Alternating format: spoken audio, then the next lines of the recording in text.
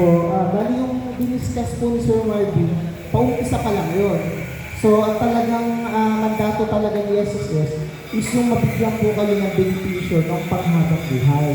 So, ang i-discuss ni Sir Marvin kanina is short-term benefits lang. Yung sickness, maternity, disability, pwede rin siyang short, pwede rin long-term. Yung long-term na tinatawag po sa amin, yun po yung habang buhay na ibibigay namin sa inyo. So, ano yun? Pension. Ang pension po natin ay nahahati sa dalawa. Actually, sa tatlo. Alam niyo po yun, sa tatlo. Ano yung alam yung pension? Retirement pension. Retirement pension meaning sa inyo yung galing. Ano po yung susunod pang isa? Disability. So, disability pension po, actually, kagaya din po siya ng retirement benefits, iisa din naman yung benepisyo, though mas malaki pala, mayroong additional 500 pesos, mas ibinigay lang siya ng mas maaga dahil sa pagkakabalda. Ano pa yung isang pension? Yung death benefits, yun po yung inilipat sa inyo yung pension. So, doon mas malaki yung ibinibigay namin sa death benefits. So, unahin po muna natin yung retirement. So, retirement benefits daw po, yun po yung binibigay sa aming member na nakapaghulog ng at least ilan po? 10 years, 120 months. So, 120 months na hindi kailangan sunod-sunod.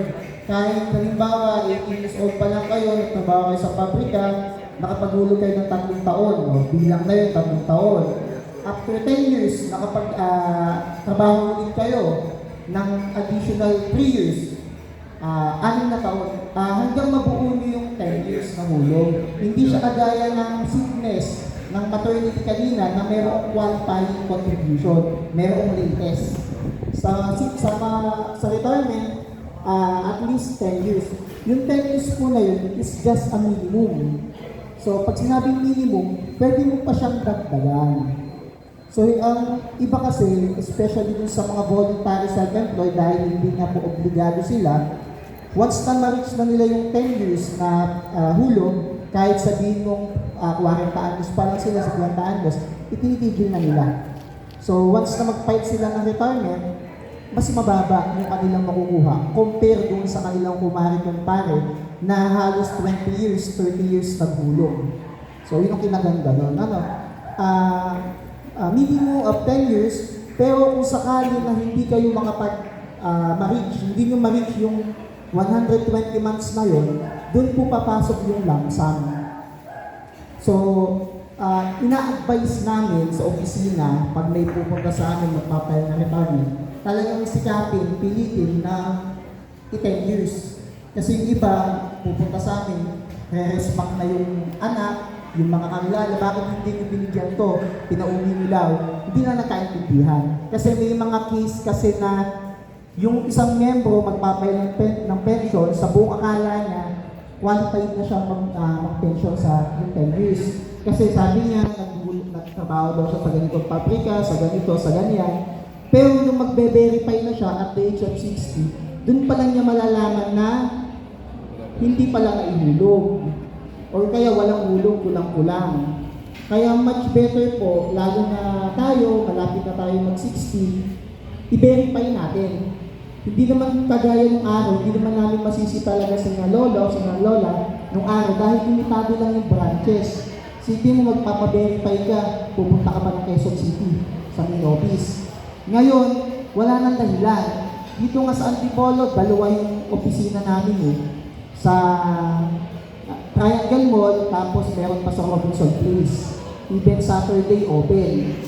So kung ayaw nyo pa rin pumunta, mag-online kayo, paturo kayo. Doon yung mabe-verify monthly kung nahuhulog yung contributions nyo.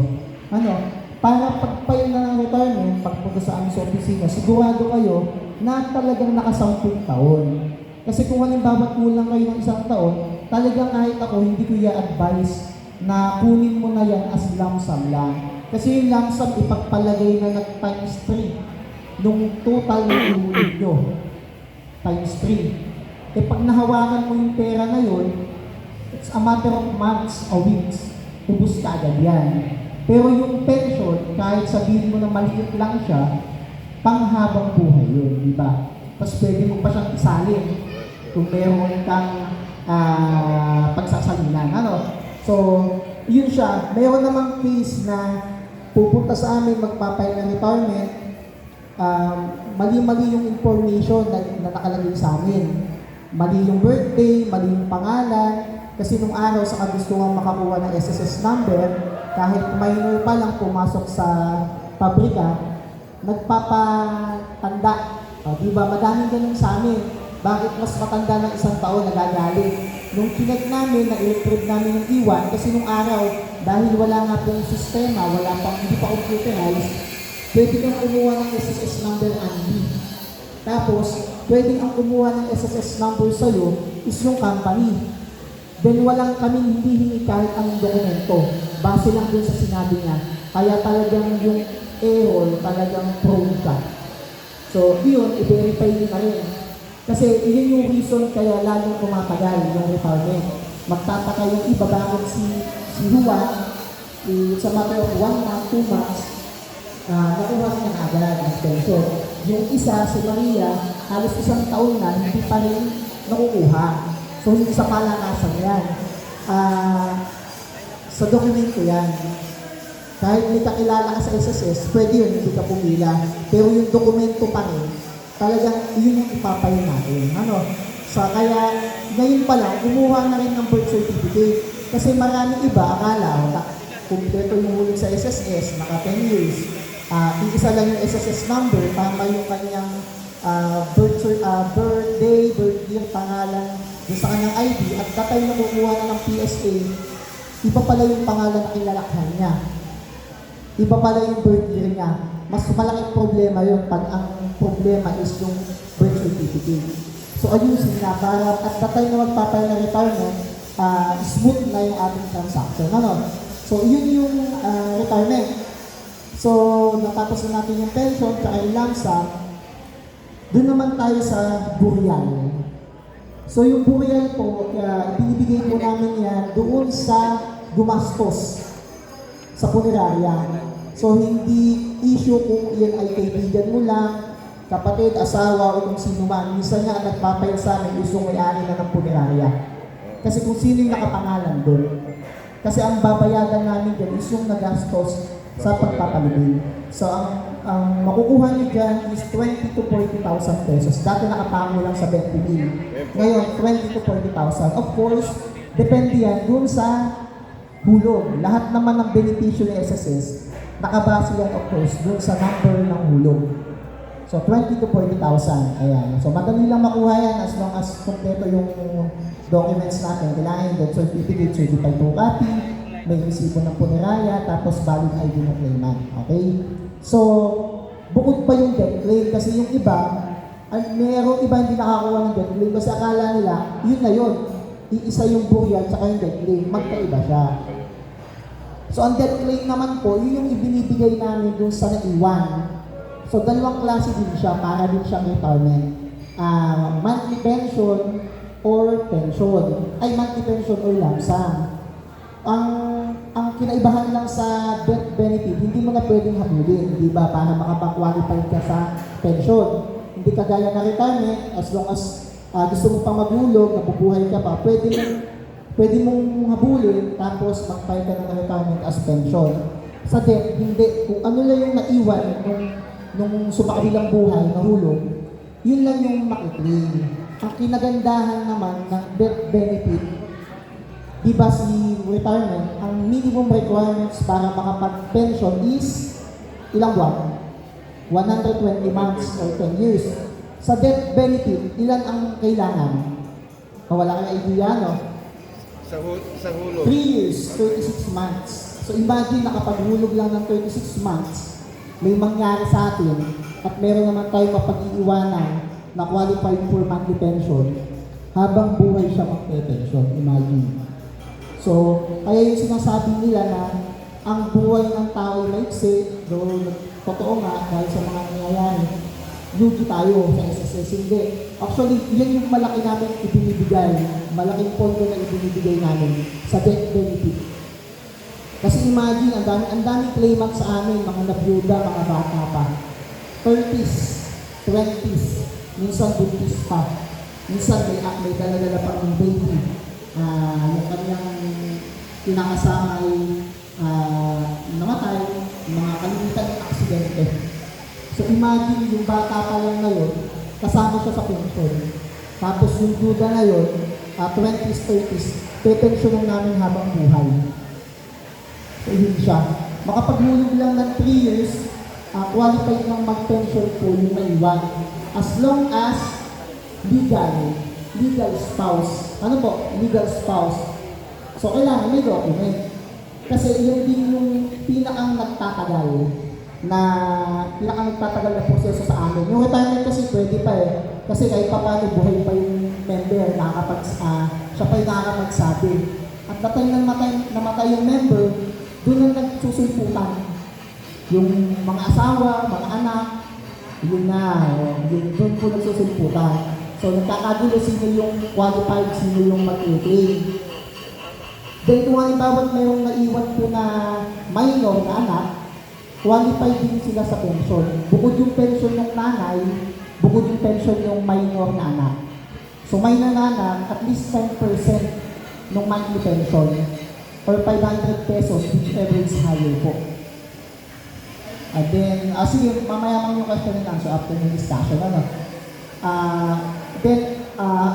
Apat na bata ang qualified. So imagine kung halimbawa 5,000 ang pension, merong additional 500 pesos yung bata hanggang umabot siya sa legal age. So ano ba yung legal age? 18. Yun yung mali. Sabi nila 18 sa babae, 21 sa lalaki. Hindi yun. 21 parehas. So pag na-reach na nila yung 21 years old, hindi na sila qualified for dependent pension. Ang magpe-pension na lang is yung asawa. So doon napuputol. So ang tanong ko, kailan naman napuputol yung sa asawa? Kasi hindi rin naman lifetime yan. Siyempre merong merong condition. Paano mapuputol? May kasawa ng iba. Pag nag-asawa ulit, hindi rin. As long as may kinasama. Ayun. Hindi issue kung kinasal o hindi. Kinasama. As long as may kinasama. So, isumbong nyo na, yung mga susumbong nyo Ako. Hindi, dapat din naman natin isumbong nyo kasi hindi dahil tayo ay naiingit, yun para sa protection dun sa pondo natin na gagamitin din naman natin sa future para hindi sa atin, kundi sa mga anak natin. So, walang problema naman kung isumbong nyo yan. Hindi naman namin tatanungin yung pangalan nyo, picturean kayo hindi. Kahit i-email nyo lang, itawag nyo lang sa SSS, sabihin lang na si ganito, si ganyan, merong pinakasama yung kumpare niya, ganyan. Pupuntahan namin yan. Hindi namin ituturo kayo na nagsumbong yung kumpare mo. Pero usual na nagsusumbong sa amin dyan, mga biyanan. Ayan, mga biyanan, mga kangitan. Yun lang, yung death pension naman to. Then actually hindi benefits ng isa. Ang isa ay salary loan. So hindi siya benepisyo, Ang benepisyo kasi, yun yung ibinibigay namin ng walang bayan. So hindi naman namin kayo siningil sa sickness, maternity, retirement. Ang loan ay sinisingil. Dahil yun is privilege lang. So it's up to you kung magpapay ka ng salary loan sa amin or calamity loan sa amin or hindi. Hindi naman totoo yung issue na kasi may mga hearsay na mag-loan ka na mag-loan para lumaki yung pension sa future. Hindi totoo yun. Kasi kahit hindi ka mag-loan, kung ano yung hulog nyo, doon kami magbe-base na magiging monthly pension. Hindi siya yung parang co-op na yung palaki. Hindi siya. Then, i-loan nyo dahil may gumagamit na iba. Hindi rin totoo yan. Kasi, para makuha namin yung loan nyo, doon pwede namin i-file, pero yung pag-i-cash, hindi namin kaya dahil sa bangko yan.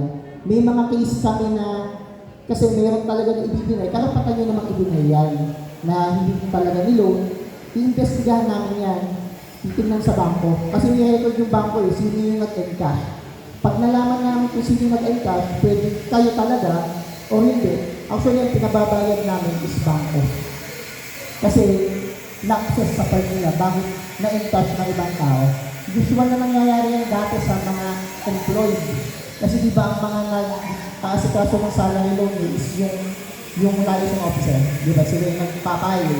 Kaya akala nila, makukuha nila, yun pala hindi. Ay, siya ano. So, yung salary loan. Then, sa ngayon, nag-o-offer na yung CSSS ng pension loan. So, kaysa pumunta pa kayo sa mga private lending, pension, yung isinasangla yung ATM, saan na kayo mag-file? Kasi, mas maliit yung interest. Imagine, 10% per annum. 10% per annum, so almost 0.88 lang percent kada buwan. Hindi ko sure kung sa iba yung 2%, 3% yata. Tapos, malaki din yung makukuha nyo. Depende po sa monthly pension. Ano? Yun lang po, ano pa bang mga ibang concern? O yung may katanungan, paano pa mag-voluntary?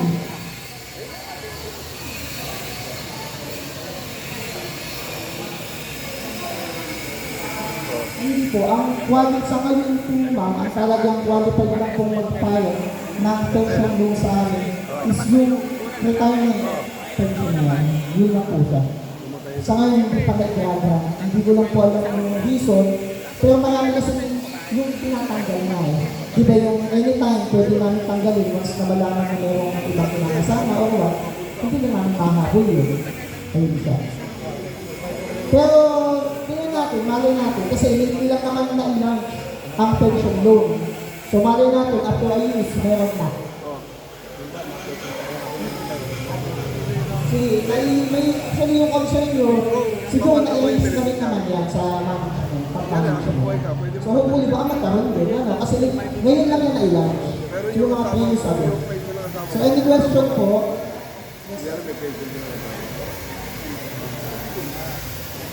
Halimbawa po yung may loan doon sa salary loan. Kapag na hindi na babayaran yung loan. Yung marinig kasi dati na hindi daw bayaran yung loan, wala na yung interest. Yun po. Kailan po yung maaari? Okay, yung concern ni Sir, yung sa loan, yung po pala, update po pala, kung meron kayong mga kakilala o kayo mismo, na may naiwan na salary loan sa SSS. Kasi si salary loan, pag hindi nyo binayaran, same as yung mga lending company, nagpe-penalty na nagpe-penalty yan. So sa ngayon, meron kasi kaming programa na pwede nyo bayaran yung salary loan nang mawawala si penalty. I-waive, aalisin. So napakalaking value niyan, lalo na kung ang loan is 10 years ago, 20 years ago. At ang isang good news dyan is ongoing ngayon. Hindi kasi yan lagi. Kasi programa lang yan eh. Nung nagkaroon ng bagong batas sa amin, pwede lang kami ang mag-grant ng condonation. Kasi before, ang nagbibigay lang ng condonation is Presidente ng Pilipinas. Ngayon, meron po ongoing. So, pwede nyo siyang i-file online.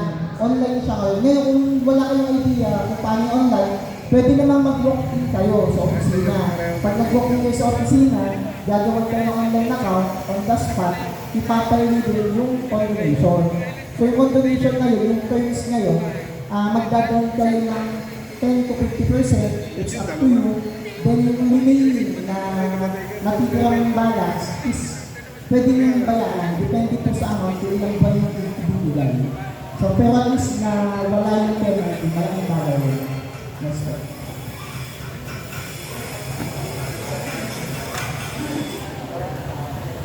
Pero halimbawa na meron dalawang mag-asawa na meron pension parehas. May mag-asawa na may pension parehas. Yung babae namatay. Tapos, after mga ilang po yung mga lalaki, saan pupunta yung mga pension nila? So kung halimbawa po, dalawa po yung nagpe-pension ng mag-asawa. Ngayon, namatay po yung babae. Una, yung pension po doon, ililipat doon sa asawa. Ngayon po, kung halimbawa, after a month, bigla po namatay na rin po sa mga bilang buhay po yung lalaki, titigil na po siya. Unless na lang, Kung halimbawa, kasi si SSS, meron po kami 5 days guaranteed pension. Meaning po, kung halimbawa po, ang isang member nag-pension, nag-age na po siya ng 60, at the age of 62, bigla siyang nawala, hindi niya na-enjoy yung 5 days guaranteed. Yung remaining 3 years po, ibibigay po yan doon sa iwan kung wala pong mapagsasalingan ng pension. Ayun siya. Yun nga lang, medyo mahabang proseso po yan dahil yung naiwan ay mga kapatid, lahat po yan bibigay namin ating magkakapatid. Lahat yan mag-open ng bangko pa. Ayun siya. Ano po? So, ating question po.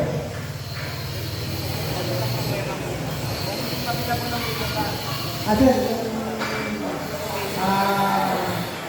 qualification ng akin na lipat ng middle name mo. Sa question lang.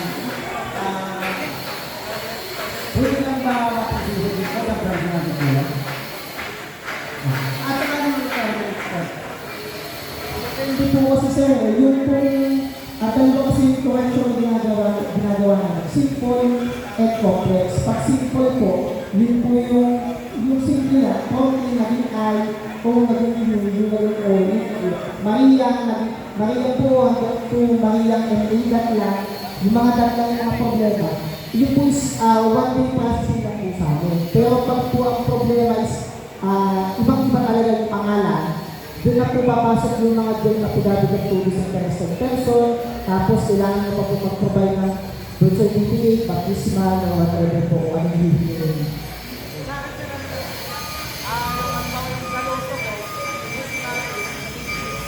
Simple correction lang po yun. So, provide lang po kayo ng birth certificate ko.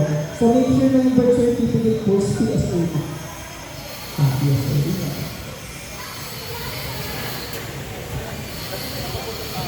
Good afternoon po. Regarding po sa empleyado po ako, tapos, halimbawa mag-resign ako, pero itutuloy ko pa rin yung tulong ng business ko. Ganun pa rin po ba yung portfolio? Buti na tanong niyo po. Madami kasi nagtatanong, ano ba yung voluntary at yung self-employed? So, yung voluntary po, yun yung mga nahulugan na kumpanya. Nagtrabaho nahulugan kahit isang beses lang at nawalan ka na ng trabaho, gusto mong ituloy, voluntary na lang. So, basta nahulugan na ng isa, hindi pwedeng nagtrabaho ng isang buwan. Ang ano dyan is nahulugan ng isang buwan. Pwede mo nang ituloy as voluntary. So, ang tanong, paano mag-voluntary? Kung nahulugan na yan, wala nang any form para i-convert pa yung type of membership mo from employee to voluntary. So, enough na mag-volunteer na lang as voluntary. Punta ka lang sa Bayan Center, sa SSS, as long as alam yung SSS number mo, sabihin mo lang maghuhulog ka as voluntary. So, second question is, magkano ba yung gusto kong hulog? So, yung tanong ni ma'am, nasa sa inyo naman yung kung gusto mong tapatan yung hulog nyo as employee. Kasi before, pag employee ka, medyo malaki. Kasi di ba may sharing ng employer at employee. While kung magbo-voluntary ka, shoulder mo na lahat yun. So, nasa sa inyo na yung kung gusto nyo tapatan o hindi. So, ayun siya, ano. Then, yung self-employed naman po, yung self-employed, yun yung from the start, walang trabaho. Sila yung mga businessman, yung mga tricycle driver, kakata, yung wala silang employer, mga nagtitinda, mga negosyante, kukuha sila ng SSS number as self-employed. Ano? Sa online, dapat self-employed. Kasi kung hindi mo siya gagawain, hindi mo siya ititip, automatic kasi naka-default ang system for employment. So pag hindi mo siya ginawa, magpapa-approve ka pa ng self-employed. So self-employed, so max minimum ngayon is 570 pesos. So wala namang problema kahit ang ilagay mo. Hindi ka hanapan naman ng mga business permit. As long as you are on a working age. Pero kung halimbawa ng 50s ka na, doon medyo mahigpit. Kung ang ilalagay mo is mga vendor, hanapan ka ng mga permit. Ayun siya. Yun ang pinaiba. Yes, ma'am.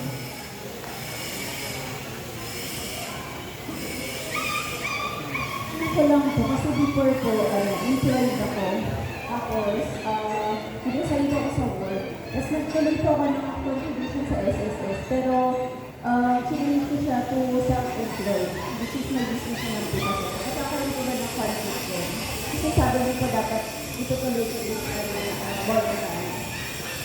Pwede naman pong ituloy as self-employed voluntary. Ang dami na nagkakamali doon eh. Hinuhulog self-employed, hinuhulog ng voluntary.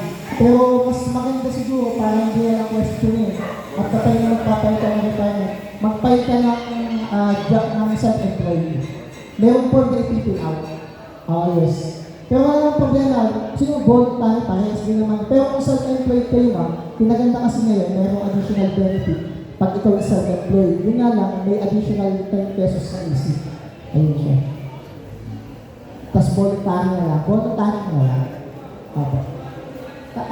Yung ano po, meron po tayo dito na online kung sino po yung gustong magpa-verify i-check kung anong SSS number nila,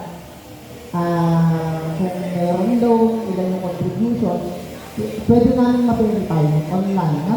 So, tatawagin na lang po yata ni Sir Marvin yung by attendance.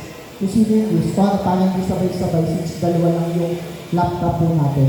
Siguro, tawagin na lang ni Sir habang nag-Q&A tayo para productive tayo. So, may question pa tayo. Regarding po rin sa London, halimbawa, meron na lang balance ng konti. So, pagdating ko sa STS, ano ba sabihin ng STS? Meron bang option para bayaran ko siya outright ng buo yung balance ko? Then, dahil wala siyang, nawala yung patong, yung interest, nawala. So, may option ba siya na bayaran ko outright ng cash yung natitira? At pag nabayaran ko, kailan ako pwede maka-avail ulit ng loan? Pwede po yan. Pwede yung option po na punto yan. So, yung tanong mo, pwede mo bayaran kaya. Pero yung second question is kung kailan kayo makakapag-loan. After 6 months po yung last payment. Then make sure na meron po kayong qualifying contributions or latest contribution. Yung premium. At least 6 months, 1 year before.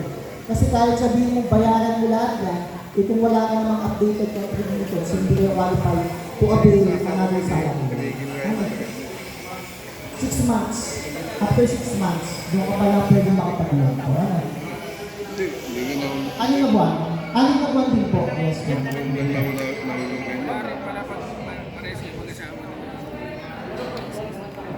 Hindi, kung meron kayo mag-anak, hindi yung mag-anak. Kung mag-anak, pupunta.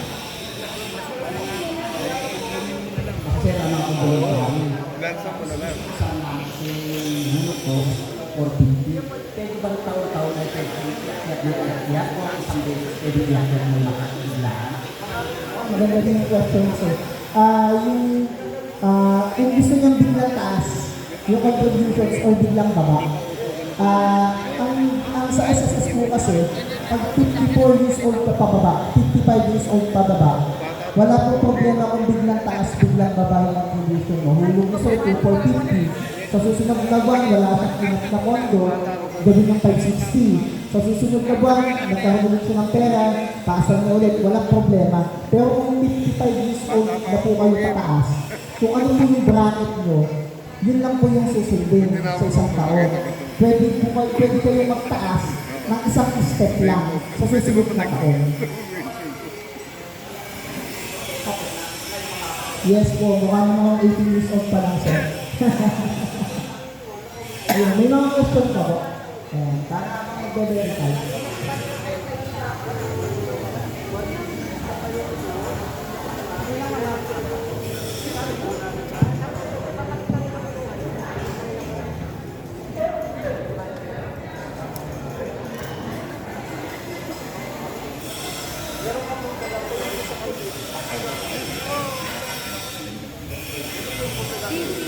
Bantay ko na rin.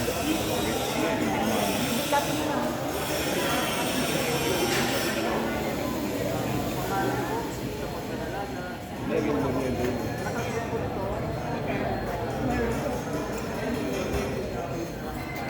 Hey guys! Talagang itong cameraman natin.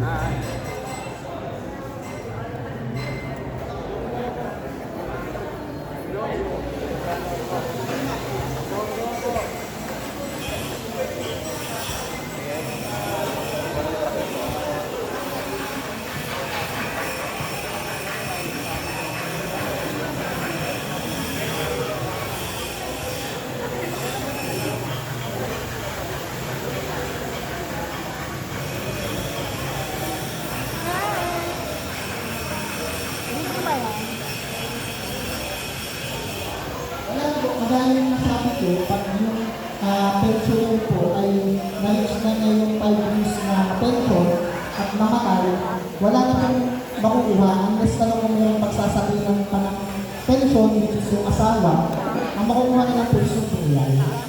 Yun lang. Kunin niyo na pareho. Isa na lang maglansa. Oo. Isa na maglansa. Hi guys. Hey guys. Ay, kinig sila.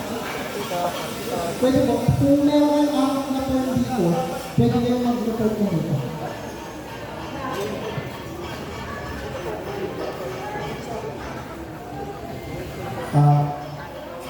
Meron bang option sa SSS na meron ba bang option sa SSS, sir, for advance payment doon aming ihuhulog na voluntary? Ibig sabihin ko, sir, halimbawa ngayon is September na. Magbayad ako ng September up to December. Advance payment din. Pagdating ng January, magbabayad din ako ulit ng SSS, advance payment for whole year ulit. Pwede po. Pwede pong mag-advance payment sa SSS para hindi na kayo kada buwan pupunta sa amin sa opisina. Yun, pwede po. Ngayon buwan, bayadan nyo na yung hanggang December. Actually, pwede nyo nang bayadan hanggang December sa susunod na taon. Pwede naman po. Para hindi na-hassle sa part nyo. Yun nga lang, medyo tatagal po yung process niya. Kung halimbawa po, knock on the woods, meron biglang sumakbilang buhay, ibig sabihin nun, meron siyang hulog after ng contingency, after ng kamatayan. So, magkakaroon pa ng process yun, medyo matagal-tagal. Yun lang yun. Yun lang siya. Pero yung hassle sa pagbabayad ng monthly is ilang na siguro parang bayad na lang kayo ng ano. Mas okay magbayad ka lang ng advance. Pwede naman po, pwede naman.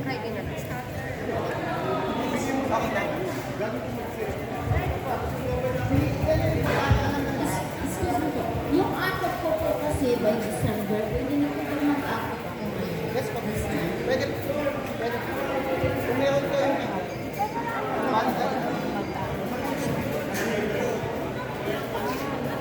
Meron po bang akot eh, kasi maraming nakarang taon. Ang member daw, pwede na kahit hindi na gano'n ng akot annually. Ito po ba yun?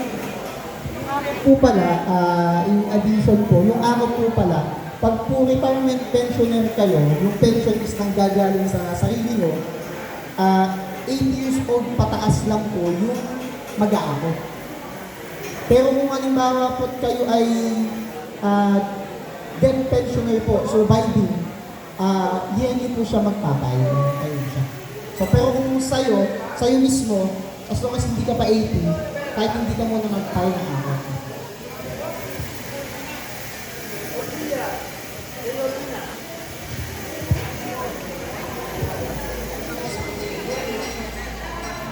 Sir, tanong ko lang po. Kasi yung Jewel mo, sir, namatay po siya 5 years ago na. Yung death claim po na sinasabi niya, yung, di ba ba, yung burial, tapos yung death claim. Nagkaroon po kasi ng problema yung magkakapatid, so hindi po nila na-claim yun. Pwede po bang i-claim, sir? Ang death po, tsaka ang burial, wala naman pong expiration lang. Wala pong expiration. Pwede nyo i-file yan after how many years. Yun nga lang, subject for investigation na yan. Questioning, bakit ngayon lang na-file. May investigador naman po kami. In addition po pala, yung pong death pensioner, di ko pala nabanggit kanina. Yung death, paano kung di ba sabi ko, pag namatay ang isang miyembro, ang mag-claim is yung magpe-pension, is yung legal na asawa, yung minor de edad na anak. Paano kung wala? Paano kung hindi sila kasal? Paano kung hindi na minor de edad yung bata, yung anak? Paano kung single yung namatay? Sino yung susunod? Yung second beneficiaries. Parents. Yung parents po yung mag-claim. Paano kung wala na yung second beneficiaries? Patay na rin. Doon papasok yung na-designate po niya sa iwan at saka sa ipon. So, usual part po, yung member hindi nakapag-file. Nung kumuha kasi ng SSS number, automatic, single siya, nung time na yun, ang nilagay niya is mga kapatid. Magulang, nandun na rin. Paano kung nag-anak siya, hindi nakapag-file ng ipon, nakapag-update, ang entitled mo nang mag-file ng death claim on behalf niya is yung mga kapatid. Hindi muna yung mga anak. Ayun siya. Kasi yun yung na-designate mo sa iwan, saka sa ipon. Opo, paano kung wala? Paano kung wala rin? Ang na-designate sa kapatid ay yung na-designate yung mga kapatid at wala na sa mga bilang buhay na rin. Doon napapasok yung family tree, yung kung sino na yung pinakamalapit, which is minsan hindi na rin nakukuha kasi nga madami. Kasi halimbawa pamangkin. Kasi pamangkin yung susunod dun eh. Ilan yung pamangkin? Yun ang mahirap. Yun ang medyo mahirap. Yun siya.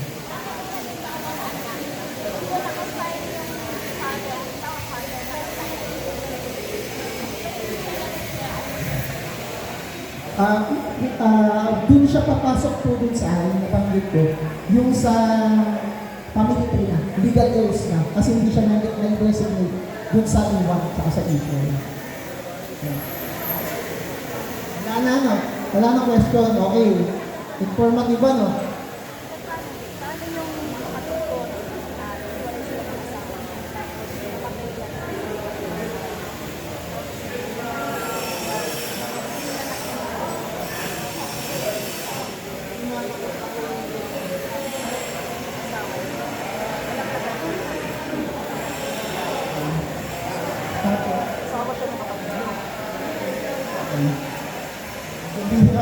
Katanungan eh. So ang question ni ma'am is, yung isang member ay namatay na. Ngayon, meron siyang asawa dati. Pero naghiwalay, meron ng pinasamang bago yung member at dun namatay. So, kung tutusin, sa batas, mag-asawa pa rin sila. Kasal sila. Sa batas, kasal pa rin sila talaga. Pero, maboboid po yung sinasabi kong death benefit ng isang member nung mag-claim kung halimbawa po yung iniwan na asawa ay meron ng kinasama na bago. May mga case kasi kami na nangabilang bahay yung member at namatay, doon namatay sa bagong asawa, pero asawa pa rin naman niya talaga yung una at walang kinasama kahit kailan, ang entitled po is yung asawa. Yung asawa talaga. Doon medyo nag-aaway po talaga kasi kahit sabihin mo na naging faithful yung naiwan na pangalawang asawa, ang mag-claim pa rin is yung legal na asawa. Ayun siya. Wala siyang magagawa kung walang kinasama na bago yung una.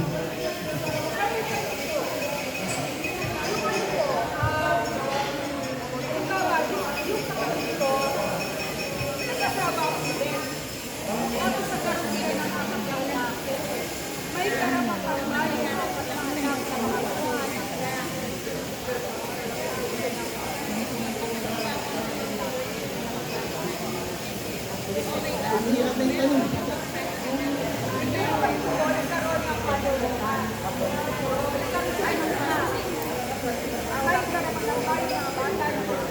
Yes po, bali, anak pa rin naman po siya, di ba, ng kapatid ko. So, anak pa rin yun. So, qualified po yan. Qualified, yes po. Hindi po, ganun yun nga yung nagiging problema sa amin. Kung halimbawa po, ang nangyari ay halimbawa isang member namatay. Halimbawa po, isang member namatay at meron siyang kinasama na pangalawa. Doon sa kinasama niyang pangalawa, syempre, kahit may edad na siya, magkaroon siya ng anak doon sa babae. Qualified kung hindi qualified mag-pension yung asawa, yung pangalawa dahil hindi naman sila legal. Pero qualified kung mag-pension yung kanyang anak. Kahit pangalawa yung pangatlo sa kung pang-ilang anak yung pang-ilan, papasok lang po yung kalibing partner niya as guardian. Pag hindi kumayag, ang mangyayari po dyan, kung entitled din po mag-pension yung asawa dahil wala siyang kinasama, yun ang masakit kasi doon eh, maghahati ng pension. Opo. Opo, maghahati ng pension. Ang masaklap doon, kung halimbawa 4 yung anak sa una, mas malaki yung magiging pension po sa pangalawang pamilya. Ayun siya. Tapos yung kanyang kaiba, yung babae, yun is magiging guardian lang. May karapatan po, yes po, kasi anak po naman talaga yun, kahit sa babae.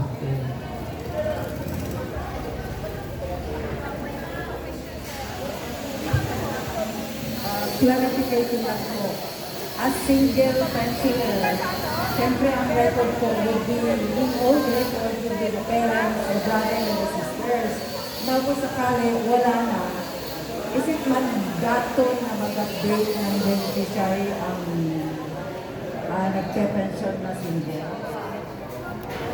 Hindi na po ma'am, lalo na kung halimbawa na enjoy niyo po yung 5 taon dahil wala na naman po tayong pagsasahinan ng pension. Just in case po na mawala yun, is burial na lang po yung makukuha. Wala na pong pension na lump sum or monthly pension. Okay.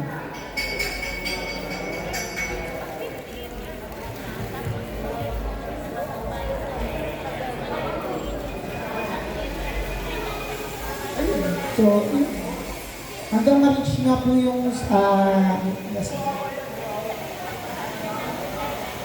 at the age of 66. Apo. Ang training member, meron siya active naman. Pwede po yung hanggang ngayon, parang may nabasa. Hindi pwede bayaran. Mababayaran mo. No, ako na dami.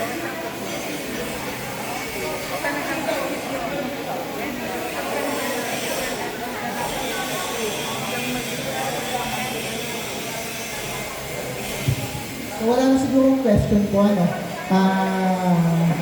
Meron kasi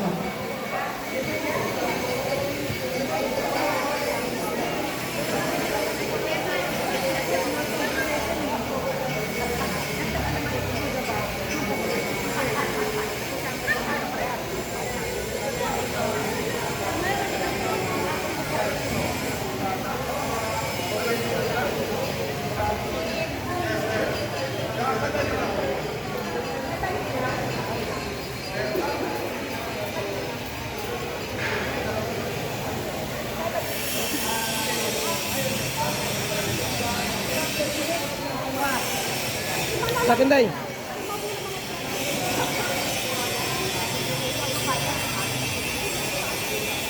Herman.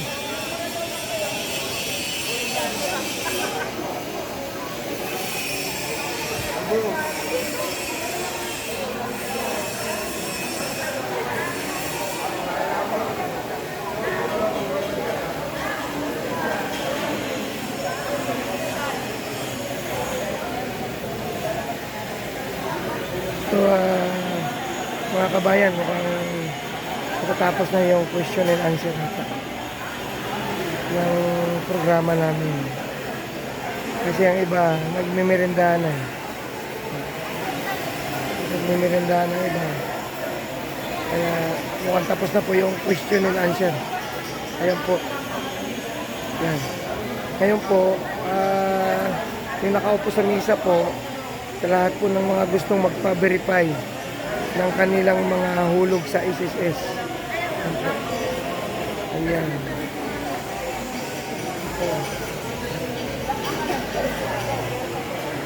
Antipolo branch. Masayang tumulong, serbisyong ganda.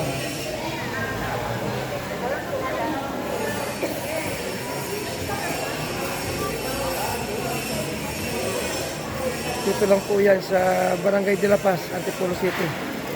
Opo. Yan po yung mga nakaupo po, yung tungkol kung may mga concern sa kanilang mga hulog, kung paano nila malaman online. Yan po. Yan. tinutulungan po sila ng mga SSS personnel. Ayan po. Ayan. Ayun po, mga kabayan, nandito po kami ngayon. At yun na lang po. Hanggang dito na po tayo mga kabayan. Salamat. Salamat sa inyong pagkatsagang panood sa aming video. Salamat na marami mga kabayan dyan. Mga lunggo. Thank you. Thank you very much. Ayun po yung mga magaganda naming mga chairman. Ayan po. Ayan. Thank you very much. Salamat sa Diyos. Thank you. Lord, thank you. Thank you very much.